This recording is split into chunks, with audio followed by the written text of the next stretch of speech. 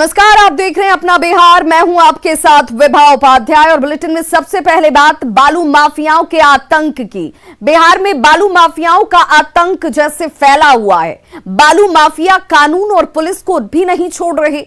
जहां हम बांका और हाजीपुर की दो तस्वीरें इस वक्त आपके टीवी स्क्रीन पर दिखा रहे हैं और इन दोनों ही तस्वीरों से आपको समझ में आएगा कि कैसे बालू माफिया बेखौफ नजर आते हैं। बांका में एसटीपीओ और पुलिस टीम पर इन बालू माफियाओं की तरफ से हमला किया गया, जबकि हाजीपुर में बालू माफियाओं ने पुलिस टीम को जेसीबी से कुचलने की कोशिश की है।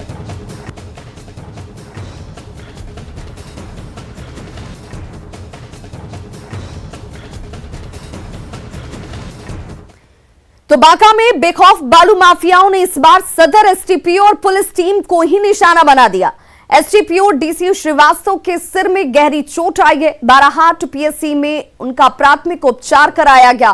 कुलहत्था में अवैध बालू खनन की सूचना के बाद टीम की वहां पर कार्रवाई करने के लिए पहुंची हुई थी और कार्रवाई के दौरान 3 बालू से लदे ट्रैक्टर के साथ बालू माफिया प्रीतम यादव को गिरफ्तार किया गया, जिसके बाद माफिया समर्थकों ने हथियारों के साथ पुलिस टीम के ऊपर ही हमला कर दिया। की काली कमाई में बालू माफिया इतने मदमस्त हो गए हैं कि अब पुलिस पदाधिकारी को भी नहीं छोड़ रहे हैं। आज ऐसी ही एक घटना में सदर डीएसपी डीसी श्रीवास्तव और उनके साथ चल रहे पुलिस टीम पर बालू माफियाओं ने हमला कर दिया है। बात हो रही है बाराहाट प्रखंड के कुलहत्ता बालू घाट की। वहां पर एक बालू माफिया प्रीतम यादव की गिरफ्तारी के साथ ही अवैध बालू लदे कुछ ट्रैक्टर को सदर एसडीपीओ के नेतृत्व में पकड़ा गया था, लेकिन बालू माफिया उन पर हमला कर दिए और उसके बाद सदर एसडीपीओ के सिर में चोट लगी है, उनका सिर फट गया है। अभी फिलहाल बाराहाट स्वास्थ्य केंद्र में उनका इलाज चल रहा है।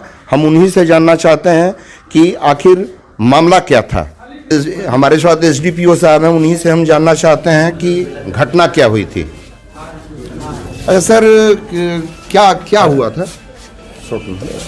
क्या हुआ था सर? यही यह सूचना मिल रही थी इधर आई कि यहाँ पे मिर्जापुर गांव के कुछ बालू माफिया लोग हैं, वही बालू चोरी करके लेके जा रहे थे। तो हम लोगों ने हमला किया, पकड़ा, 3 ट्रैक्टर को पकड़ लिया, एक मोटरसाइकिल पासर को पकड़ लिया। इसी में सब मिर्जापुर के कुछ लोग आए, अपराधी, सब छुड़ा के लेके जाने लगे। मतलब वो गाड़ी छुड़ाना चाह रहे थे? हाँ। माफिया को छुड़ाना चाह रहे थे? नहीं, गाड़ी में जिसको पकड़े थे उसको और गाड़ी को छुड़ाना, लेकिन हम लोग छोड़े नहीं और पकड़ लिए। एक अपराधी है प्रीतम यादव, जो पहले के लूट केस में, माफिया और बालू के केस में और माइनिंग के ऊपर जो हमला किया था सब, उस केस में सब ये वांटेड है। उसको हम पकड़ लिए। इधर आई है। हाँ। 3 ट्रैक्टर पकड़ा गया, एक मोटरसाइकिल पकड़ा गया पासर के साथ। हमलावर की संख्या सर कितनी थी? उधर गांव में बहुत लोग थे, 20-25 ट्रैक्टर था और हमारे पास जो आया उस छोड़ाने के लिए जिसको, उसमें 4-5 की संख्या थी। बाकी और लोग जो था ट्रैक्टर लेके कुछ लोग भाग गया। तो क्या कुछ हरवे हथियार के साथ? हाँ, ये सब आर्म से, सब गोली मार गोली सब खा रहा था। मेरी जानकारी के अनुसार ये दूसरी बार शायद बांका के डीएसपी पर ये बालू माफियाओं के द्वारा हमला किया गया है। कभी खनन पदाधिकारी के ऊपर हमला होता है, कभी अन्य पुलिस पदाधिकारी पे हमला होता है। ये बहुत निंदनीय है, इसकी मैं घोर भर्त्सना करता हूँ। किसी पार्टिकुलर जगह से, किसी धार चीज से उसको जो है मतलब हमला किया गया था, कटा हुआ था और डीप वुंड था उनको। तकरीबन 5 सेंटीमीटर लंबा था और 1.5 सेंटीमीटर जो है ना वो गहरा था। तो इनको 3 स्टिच दिए हैं और सारा जो प्राइमरी ऐड होता है ट्रीटमेंट दिए हैं और सीटी स्कैन के बाद रिपोर्ट आ जाएगा उनका। Nagendra, news 18 network, Banka. वहीं पर हाजीपुर में बालू माफियाओं का पुलिस की टीम पर हमला हुआ है। यहां जेसीबी से पुलिस कर्मियों को कुचलने की कोशिश की गई, जिसमें पुलिसकर्मी बाल बचे हैं। जेसीबी से इन पुलिस वालों को कुचलने की कोशिश की गई। बाल ये पुलिसकर्मी जो है वो बचे। हाजीपुर के रामचौरा घाट की घटना है। 2 आरोपियों की गिरफ्तारी यहां पर पुलिस की टीम की तरफ से की गई है, जहां एक जेसीबी और 3 ट्रैक्टर भी कार्रवाई के दौरान जब्त किए गए। जब ये तमाम कार्रवाइयां हो रही थी, उस दौरान पुलिस की टीम के ऊपर इन लोगों ने हमला कर दिया। प्रमोद राय और जयमंगल राय हमलावर बताए जा रहे हैं। नगर थाना को सूचना मिला था कि उन्हीं के क्षेत्र में, नगर थाना क्षेत्र में महारानी घाट के सामने में गंडक नदी में घाट पर लोग मशीन लगाकर जेसीबी के साथ बालू की अवैध खुदाई कर रहे हैं। इस पर जब थानाध्यक्ष स्वयं अपने नेतृत्व में पुलिस दल लेकर के छापामारी के लिए गए थे, तो वहाँ पर जो बालू का अवैध खुदाई में जो भी लोग लगे हुए थे, वो जेसीबी से पुलिस की तरफ दौड़ाने लगे और हत्या का प्रयास, पुलिस को जान मारने का प्रयास करने लगे। फिर बहुत मुश्किल से पुलिस उन लोगों को कब्जा में लिया। 2 आदमी को रेड एंड गिरफ्तार किया गया है। वहाँ से 3 ट्रैक्टर बालू लदा हुआ जब्त किया गया है। और एक जेसीबी जिस जेसीबी से पुलिस पर हत्या करने के लिए दौड़ा रहा था, जेसीबी पुलिस के पीछे पीछे, वो जेसीबी भी जब्त कर लिया गया है। और सहयोगी प्रफुल्ल हमारे साथ इस वक्त ज्यादा जानकारी के साथ फोन लाइन पर जुड़ गए हैं। प्रफुल्ल, बालू माफिया इस कदर बेखौफ हैं कि पुलिस वालों को भी ये लोग नहीं बख्श रहे। देखिए, ये बालू माफियाओं का हौसला इस कदर बढ़ा हुआ है कि जब पुलिस टीम कार्रवाई करने जाती है तो उस पर हमला कर देते हैं। पुलिस टीम में जो शामिल पुलिसकर्मी हैं उनकी हत्या का प्रयास किया जाता है। और ये भी हाजीपुर से कुछ दूरी पर स्थित है रामचौरा घाट, जहां की ये घटना है। और अवैध खनन की सूचना मिली थी नगर थाना की पुलिस को। नगर थाना की पुलिस जब मौके पर पहुंचती है तो वहां जो बालू माफिया है वो जेसीबी के सहारे पुलिस वालों को कुचलने का प्रयास करते हैं, जिसके बाद पुलिस बैकफुट पे आ जाती है। लेकिन फिर से पुलिस ने मुंह तोड़ जवाब दिया और अतिरिक्त पुलिस बल बुलाया जाता है। उसके बाद से वहां बड़ी कार्रवाई की जाती है और 3 ट्रैक्टर के साथ जेसीबी को जब्त कर लिया जाता है। साथ ही पुलिस ने जो माफिया है और जिन लोगों ने हमला करवाया था उनकी भी शिनाख्त हो गई है, उनको चिन्हित कर लिया गया है और उसकी गिरफ्तारी के लिए पुलिस लगातार जो है वो छापेमारी कर रही है। तो क्या इस वक्त इस इलाके में सर्च ऑपरेशन चल रहे हैं? जी बिल्कुल, एसडीपीओ सदर ने बताया है कि पुलिस टीम का गठन किया गया है और भारी संख्या में पुलिस बल के साथ जो है वो जहां बालू खनन की बात आ रही थी उस स्थल पे व्यापक रूप से सर्च ऑपरेशन चलाया जा रहा है। और जो अवैध रूप से बालू का खनन जो काम किया जा रहा था उस पर रोक लगाने के लिए पुलिस जो है वो लगातार कार्रवाई कर रही है। बहुत बहुत शुक्रिया प्रफुल्ल इस तमाम जानकारी के लिए आपका। तो देखिए, हाजीपुर के रामचौरा घाट की घटना, जहां पर बेखौफ बालू माफियाओं की तरफ से पुलिस वालों पर ही जेसीबी चढ़ाने की कोशिश की गई, इन्हें कुचलकर मारने की कोशिश की गई। हालांकि पुलिस की तरफ से कार्रवाई करते हुए जेसीबी को भी जब्त किया गया है और 2 बालू माफियाओं को भी गिरफ्तार किया गया है। लेकिन लगातार होती इन घटनाओं के बाद सवाल ये उठते हैं कि बिहार में आखिर बालू माफिया इतने बेखौफ क्यों हैं? क्या बालू माफियाओं को पुलिस का खौफ नहीं रहा? क्या बालू माफिया कानून से अब नहीं डर रहे? और बालू माफियाओं पर शिकंजा आखिर क्यों नहीं कसा जा रहा है? क्योंकि लगातार अब इन बालू माफियाओं की तरफ से पुलिस को ही निशाना बनाया जा रहा है। बड़ी खबर छपरा से, जहां के मढ़ौरा बाजार में किसान आपस में ही भिड़ गए। यूरिया लेने के लिए किसान पहुंचे हुए थे। मढ़ौरा बाजार में किसान आपस में भिड़े हैं। यूरिया लेने के लिए पहुंचे ये किसान आपस में ही उलझते नजर आए। किसानों के बीच जमकर इस दौरान मारपीट हुई है। विक्रमपुर से कुछ किसान यूरिया के लिए यहां पर पहुंचे हुए थे और देखिए कैसे हालात यहां पर बिगड़ते चले गए। आपस में ही कतारों में खड़े ये किसान एक दूसरे से उलझने लगते हैं। विक्रमपुर से ये किसान पहुंचे हुए थे, जो जानकारी इस वक्त सामने आ रही है, और जबरदस्ती कतार में लगने की कोशिश की जाने लगी। काफी देर तक अफरा तफरी का माहौल इस दौरान बना रहा।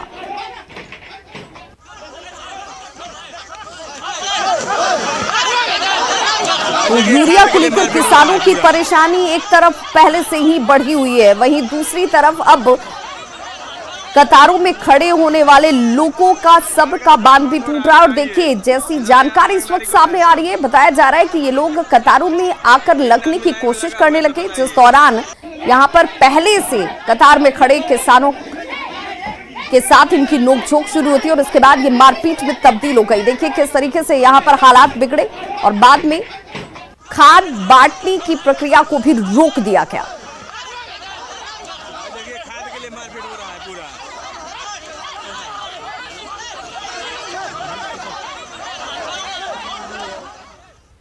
भोजपुर में असामाजिक तत्वों से परेशान किन्नरों ने सड़क जाम कर जमकर हंगामा किया और पुलिस के खिलाफ प्रदर्शन करने लगे। घटना कृष्णागढ़ थाना के सरैया इलाके की बताई जा रही है। पुलिस के खिलाफ प्रदर्शन कर रहे किन्नरों के मुताबिक बीती रात असामाजिक तत्व उनके घरों के आगे पटाखा फोड़ रहे थे। फायरिंग कर यहां से वो भागकर निकलने लगे। जब इन किन्नरों की तरफ से शिकायत की गई पुलिस के सामने तो पुलिस कार्रवाई करने की बजाय उन्हें छोड़ देती है, जिससे नाराज होकर किन्नरों ने आज जमकर हंगामा किया है, प्रदर्शन किया गया। सड़क पर अफरा तफरी का माहौल इस दौरान देखने को मिला। किन्नर सड़क जाम कर डीएम और एसपी को घटना स्थल पर बुलाने और बदमाशों पर कार्रवाई की मांग कर रहे हैं। ये थी रात में 11 बजे रात को हमारे रूम पे दंगा हुआ है, जैसे कि हमारे रूम पे बम फोड़ा गया है, गोली चली। कौन लोग बम फोड़े हैं? अब ये हमें नहीं पता है कौन नहीं है। बड़ी खबर नवादा से, जहां पर अवैध शराब के कारोबार पर शिकंजा कसा गया है। जमालपुर गांव गांधी आश्रम इलाके में छापेमारी की गई है। अवैध शराब के कारोबार पर शिकंजा लगातार इस वक्त किया जाता हुआ, जिसमें जमालपुर गांव गांधी आश्रम इलाके में छापा।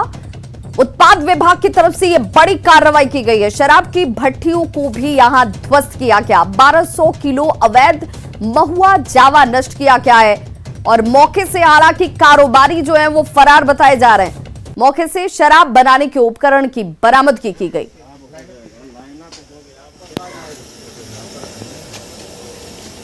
तो देखिए कैसे यहां पर अवैध रूप से शराब बनाई जा रही थी, जिसके बाद उत्पाद विभाग की टीम की तरफ से कार्रवाई की गई। हालांकि जो कारोबारी थे, शराब माफिया थे, वो यहां से फरार हो गए। वहीं बड़ी खबर सिवान से आ रही है, जहां पर 425 बोतल विदेशी शराब की जब्ती की गई है। धरनी छापर चेक पोस्ट पर कार्रवाई के दौरान 425 बोतल विदेशी शराब जब्त की गई है। जब्त शराब की कीमत लाखों रुपए बताई जा रही है। एक्सक्लूसिव तस्वीरें आपके टीवी स्क्रीन पर देखिए किस तरीके से शराब की इस खेप को छिपाकर लाया जा रहा था। हालांकि पुलिस को इसकी गुप्त सूचना मिली। धरनी छापर भी पुलिस की तरफ से कार्रवाई कर जाता हुआ और जब्त शराब की कीमत तकरीबन लाखों में बताई जा रही है। हरियाणा से ये शराब लाई जा रही थी। पटना में शराब को खपाने का इनका प्लान था। हालांकि पुलिस को जानकारी मिली, जिसके बाद कार्रवाई करते हुए कार को पुलिस ने जब्त कर लिया है। भागलपुर के दियारा क्षेत्र की एक घटना इलाके में कौतूहल का विषय बन गया है। वैज्ञानिकों ने जमीन में मीथेन गैस होने की बात कही तो लोगों ने इसकी जांच की, गुहार लगाई है। अब इन लोगों की तरफ से लगातार जांच कराने की मांग की जा रही है। दरअसल इस्माइलपुर के सौदागर मंडल टोले में अचानक से दलदली जमीन धंस जाती है और जब लोगों ने इसमें चिंगारी फेंकी तो उसमें आग जलने लगी। ये देखकर यहां पर लोगों की भीड़ इकट्ठा हो गई और देखते ही देखते इस अनोखे रहस्य का वीडियो वायरल होने लगा। न माचिस न चिंगारी, फिर भी दियारा की ये जमीन जिस तरह से आग उगल रही थी, ये बात ग्रामीणों की समझ में नहीं आई और बाद में जब वैज्ञानिकों तक ये बात पहुंची, दियारा की दलदली जमीन में मीथेन गैस होने के बाद सामने आई है। ग्रामीणों ने इसकी जांच कराने की मांग की है।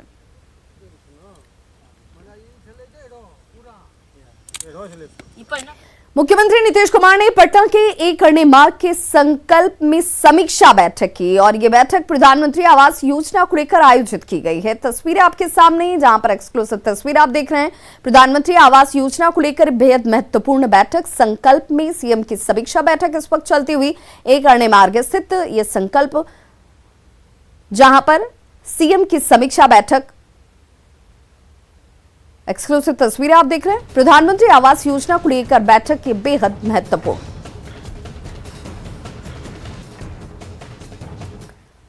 1 फरवरी की तारीख जब आम बजट पेश होगा और इस आम बजट के पेश होने से पहले कोरोना के कहर और महंगाई की मार से जूझ रहे हर तबके को अब इस बजट से ढेरों उम्मीदें हैं। हर कोई वित्त मंत्री निर्मला सीतारमण के बजट से आस लगाए बैठा हुआ है। सुनिए कि इस बार पूर्णिया के व्यापारियों की बजट से क्या है उम्मीदें। एक बार फिर बजट पेश करने जा रही है और इस बजट को लेकर व्यवसायी वर्ग क्या चाहते हैं। हमारे साथ अभी मौजूद हैं पूर्णिया के चैम्बर ऑफ कॉमर्स के अध्यक्ष राजेंद्र संचेती जी। आइए इनसे बात करते हैं। सर, बजट आ रहा है, क्या आप लोगों की डिमांड रहती है इसमें? व्यवसायियों को तो बहुत अपेक्षा है।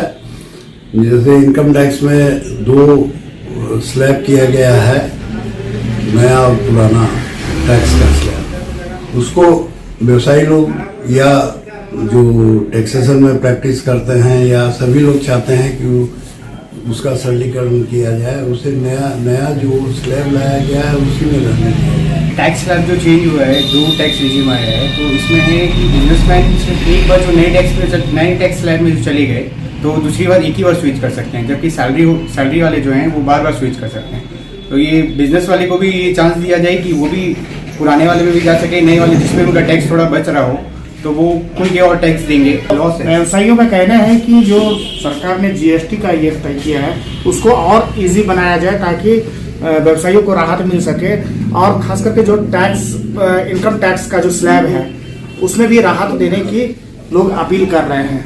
कुमार प्रवीण, न्यूज़ 18 पूर्णिया। जल संसाधन मंत्री संजय झा ने केंद्र सरकार से बिहार को स्पेशल स्टेटस देने की मांग की है। साथ ही उन्होंने उत्तर बिहार के बाढ़ प्रभावित इलाके के लिए सिल्ट पॉलिसी की मांग की है। उनसे बात की संवाददाता आनंद अमृतराज ने। आम बजट पेश होने वाला है, बिहार की निगाहें भी बजट पे टिकी हुई। हमारे साथ इस वक्त जल संसाधन मंत्री संजय झा मौजूद है। संजय जी, आम बजट पेश होने वाला है, बिहार की निगाहें पे टिकी हुई, आप लोग लगातार विशेष राज्य के दर्जे की भी मांग कर रहे हैं, लेकिन आपको क्या चाहिए, बिहार को ऐसा क्या चाहिए इस बजट में जिससे बिहार का विकास तेज गति से हो सके? देखिए, बिहार का विकास पिछले 15 साल में, मैं चर्चा इसलिए कर रहा हूं कि हम तो अपना रिकॉर्ड देंगे। बिल्कुल डबल डिजिट ग्रोथ रहा बिहार का, और नीति आयोग का रिपोर्ट आप देख रहे हैं बार बार आ रहा है, तो भारत सरकार का ही एजेंसी है, तब भी नीति आयोग की रिपोर्ट में बहुत सारे पैरामीटर में हम लोग नीचे हैं। इसका वजह क्या है? अगर हम डबल डिजिट ग्रोथ कर रहे हैं और 15 साल में बिहार में जो काम हुआ है वो पब्लिक डोमेन में, लोग भी देखा है कि जहां एक बल्ब नहीं था वहां बिजली आ गई, सड़क आ गया, चीजें इंप्रूव कर गई। लेकिन इसके बियॉन्ड अगर बिहार को जाना है, और नीति आयोग का ही मैं रेफरेंस देता हूं कि नीति आयोग भी कर रहा है कि इस पैरामीटर में नीचे है, तो क्यों नीचे है भाई हम लोग? अच्छा, इसलिए नीचे है। इतना ग्रोथ के बाद भी स्पेशल असिस्टेंस बिहार को चाहिए। नीतीश कुमार जी के मुख्यमंत्री काल में बिहार ने उस सारा पैरामीटर में ग्रो किया है, लेकिन अगर बिहार को नेशनल एवरेज पे जाना है, अगर यहाँ पर एम्प्लॉयमेंट जनरेट करना है, अगर यहाँ पर जॉब अपॉर्चुनिटी क्रिएट करना है, तो निश्चित रूप से बिहार को स्पेशल असिस्टेंस चाहिए, यहाँ टैक्स में छूट चाहिए। अब उसका पैरामीटर तरीका जो भी हो, और साथ में उत्तर बिहार के लिए जो फ्लड अफेक्टेड है, जिसमें उस एरिया का कोई कसूर नहीं है, और उस एरिया में कैसे ये वाटर मैनेजमेंट का सारा चीज होगा, क्योंकि मैं इस डिपार्टमेंट को देखता हूं, इसलिए मैं बजट में जरूर अपेक्षा करता हूं कि सिल्ट पॉलिसी आना चाहिए। कैमरामैन दीपक के साथ आनंद अमृतराज, न्यूज़ 18 नेटवर्क, पटना। लंबे अरसे के बाद कोरोना की तीसरी लहर को देखते हुए पटना के सभी न्यायालयों में सुनवाई वर्चुअल मोड में हो रही थी, लेकिन आज से फिजिकल कोर्ट भी शुरू हो चुका है। देखिए संवाददाता संजय कुमार की रिपोर्ट। कोरोना की तीसरी लहर को देखते हुए पटना व्यवहार न्यायालय समेत पटना में जितने भी दूसरे न्यायालय हैं वहां पर फिजिकल सुनवाई बंद कर दी गई थी और वर्चुअल सुनवाई चल रही थी, लेकिन आज से फिर से फिजिकल सुनवाई शुरू हो रही है। और जो यहाँ पर आदेश जारी किया गया है उसके अनुसार फिजिकल और वर्चुअल दोनों सुनवाई चलेगी। और आज से जो कर्मी हैं, देखिए उनके आने का सिलसिला जो है वो शुरू हो गया है। लगातार अब लोग सिविल कोर्ट में जो है वो आ रहे हैं, चाहे वो अधिवक्ता हो या फिर जज, जो सभी लोग आज पहुँच रहे हैं।